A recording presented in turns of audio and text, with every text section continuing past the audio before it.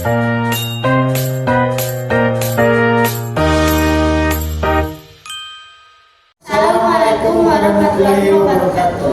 Perkenalkan, kami dari kelompok 6 akan mempresentasikan materi tentang hakikat, instrumentasi, dan praksis demokrasi Indonesia.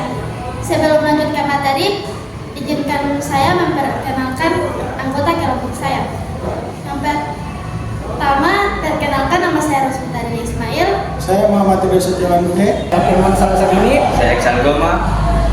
Selanjutnya kita masuk ke materi. Yang pertama, ada hakikat demokrasi, menggali nilai-nilai dasar dan filosofi demokrasi Pancasila. Yang kedua, instrumentasi hukum, menganalisis kerangka regulasi dan kelembagaan yang menopang.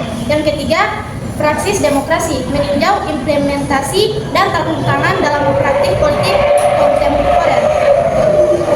Selanjutnya, hakikat demokrasi Pancasila.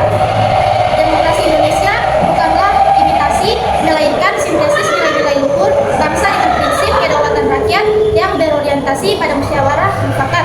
Yang pertama, kedaulatan rakyat. Kekuasaan tertinggi di tangan rakyat diwujudkan melalui perwakilan. Selanjutnya, penghormatan HAM, menjamin hak-hak individu sejalan dengan kepentingan umum. Selanjutnya, musyawarah mufakat, pengambilan keputusan diutamakan melalui permusyawaratan untuk mencapai kesepakatan. Kemudian, ketuhanan yang Maha Esa, mengandung etika moral dan spiritual dalam menjalankan pemerintahan.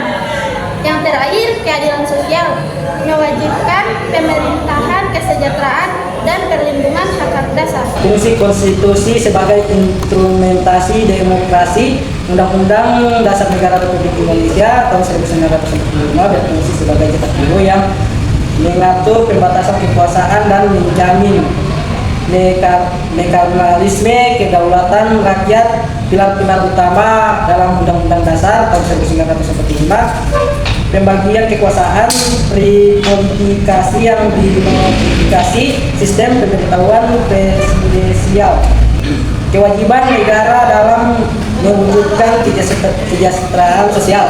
1. Praksi demokrasi tentang dan realitas. Meskipun kerangka normatif kuat, praktik demokrasi di lapangan seringkali menghadapi kompleksitas struktural dan kultural. Penggunaan instrumen hukum dan penegakan oleh elit politik untuk kepentingan tertentu mengakibatkan keadilan. Praksis demokrasi, tantangan dan realitas. Ancaman korupsi politik. Melemahnya integritas lembaga negara akibat praktik korupsi yang pasif, merusak kepercayaan publik. Kualitas partisipasi.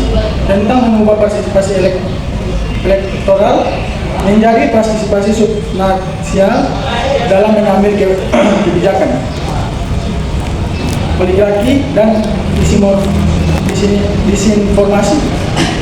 Konsentrasi kekuasaan ekonomi dan politik serta penyebaran hoaks yang mengancam rasionalitas krisis kepercayaan konstitusional. Politisasi hukum, penggunaan instrumen hukum dan penegakan oleh elit politik untuk kepentingan tertentu. Eksploitasi ambiguitas hukum, pemanfaat celah atau gratis janda dalam undang-undang untuk membenarkan tindakan yang bertentangan dengan semangat Baik, saya akan melanjutkan presentasi dari teman saya.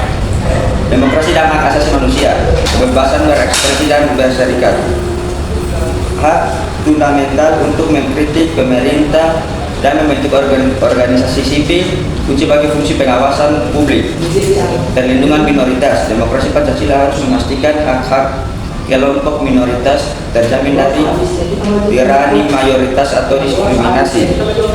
Jalan ke depan, refleksi dan penguatan. Untuk mengembalikan hakikat demokrasi Pancasila diperlukan reformasi struktural, kultural dan kesadaran konstitusional kolektif, pendidikan konstitusi, memperkuat literasi politik dan hukum di kalangan masyarakat dan pemilih muda, keterlibatan sipil, mendorong peran aktif organisasi masyarakat sipil dalam kurun CSO dalam penguasaan kebijakan. Kesimpulan kritis, demokrasi Indonesia adalah sebuah proyek berkelanjutan. Integritasnya diukur bukan hanya dari prosedur pemilih, tetapi juga sejauh mana konstitusi benar-benar menjadi panglima dan mewujudkan keadilan sosial bagi seluruh rakyat.